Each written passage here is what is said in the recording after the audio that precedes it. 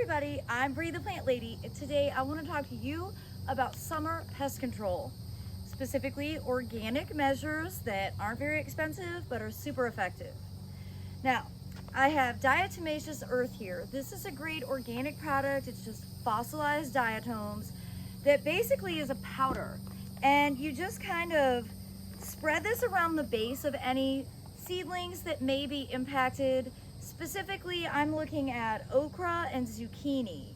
The zucchini, I'm trying to deal with the squash bug borer, and on the okra, I'm trying to prevent the pill bugs from eating the baby seedlings. Now, in addition to using diatomaceous earth, you can also apply BT. BT is just Bacillus thuringiensis. It's a bacterium that impacts caterpillars. So this is really practical for a lot of different times of the year. You know, on cabbages, it's great because it'll knock back the cabbage worms. But at this time of year, it's really useful for squash bugs, specifically at the borer stage. You can apply this at the base of the zucchini. You can also actually inject it in. I've never done the injection. I'm just gonna do the spray. I'm also going to apply this to my cannas because the leaf rollers are really starting to get into full effect. And if I want these cannas to look decent for the summer, I've got to deal with it right now. So I've had a few people ask about leaf rollers on dark leafed cannas, and I didn't answer immediately because I was waiting to see, but no, they are getting into these, as you can see. And basically the only way to deal with it is to undo that and then kill the caterpillar just somewhere inside. And you can see that leaf is pretty much ruined. Here's the caterpillar. Squeeze it. And now I'm gonna go ahead and treat everything with liquid BT because otherwise it's just not even worth growing cannas. And honestly, this is why the cannas, remember, are in sunken pots, because if they get too ugly, we're just gonna pull them out. And this is because of my experience for the last 21 years in North Carolina. Cannas just really aren't worth the effort. You know, they're breeding cannas to be like these short little things, which I guess is fine for some context, but they really need to be doing is breeding against insect pressure.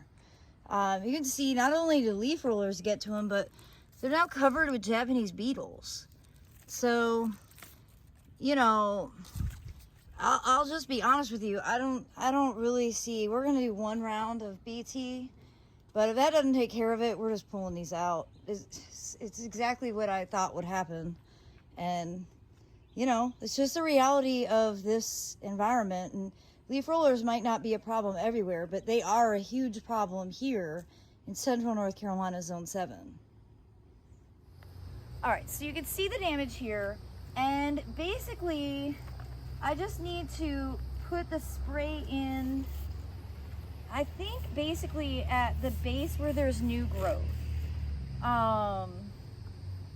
That's kind of as best as I can do to help prevent those leaf roller caterpillars from being able to cocoon inside and seal the leaf shut so that they can just sort of go through and eat the leaves. I'm just gonna keep my eyes peeled. My other alternative is just to pull these pots of cannas out, which was kind of what my plan was all along. But let's see what the BT does. Maybe it'll help.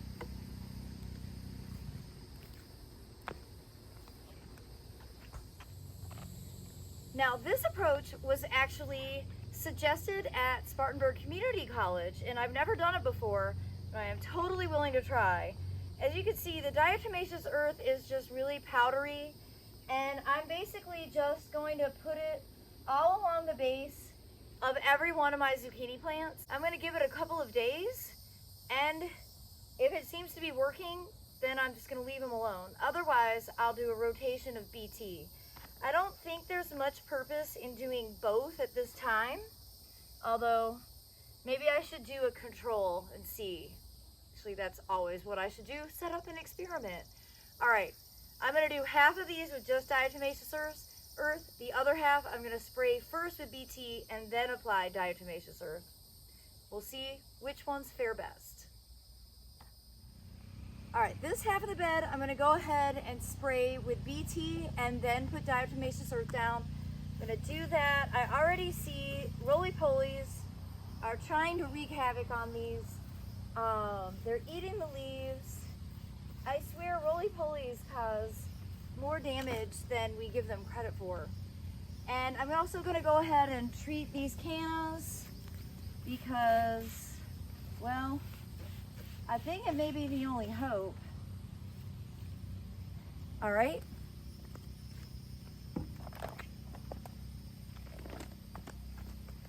And now that they're nice and wet from the BT, I'm just going to go ahead and add that diatomaceous earth around. I'm really excited to see how these plants perform, and if all you need is diatomaceous earth, that's even better. It's just even easier. Of course, you can find this everywhere. I'm pretty sure I found this at Lowe's. So every now and again they have something useful. So again, here is diatomaceous earth, and it's actually really useful for a lot of things. I think at this stage, when the seeds are really small, one of my biggest enemies are the roly-polies. So I'm going to go ahead and add some all around all my okra seedlings, because last year I know this was a real problem. Of course, I've also got yellow squash, so I'm going to go ahead and do it on the yellow squash as well. Now here's a great example of why I want to control roly-polies. So you see roly-polies are all up in, and they're the ones nibbling on these baby okra leaves. So it's definitely the right choice to go ahead and dust these with diatomaceous earth, because I have a lot of roly-polies, like a lot. Look at them all. And they're just there waiting to nibble on my seedlings. In fact, they would have done a lot of this damage, and certainly this. They've definitely done this.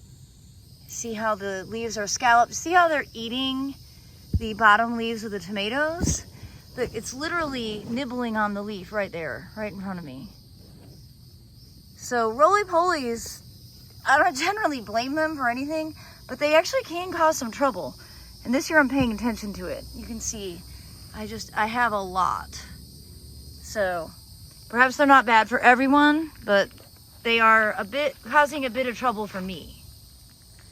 Well, for those of you who have been watching me for a while, you know I'm organic, 12 years on this property, and I've always grown my garden organically. And there are some really great, easy, inexpensive solutions like the diatomaceous earth and like the BT that are just tools in your toolbox that are definitely meant to be used. And I look forward to sharing updates with all of you as I hopefully have successful crops that don't get eaten by some of the problem bugs. Remember, you can also apply BT to, your peppers or tomatoes if you have hornworms.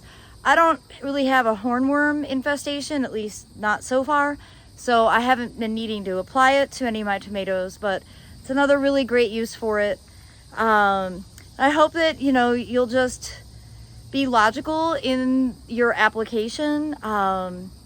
Overall, growing organically is not harder. In fact, in many ways, it's much easier because you're a little bit more hands-off. And, for years, I've not done anything to any of these crops, but I'd really like to get a lot of zucchini and a lot of okra, and I'm not willing to let those little pill bugs steal the crops from me at this early of a stage. So be sure to subscribe so that you will stay in the loop with lots of updates. And thanks so much for watching, everybody.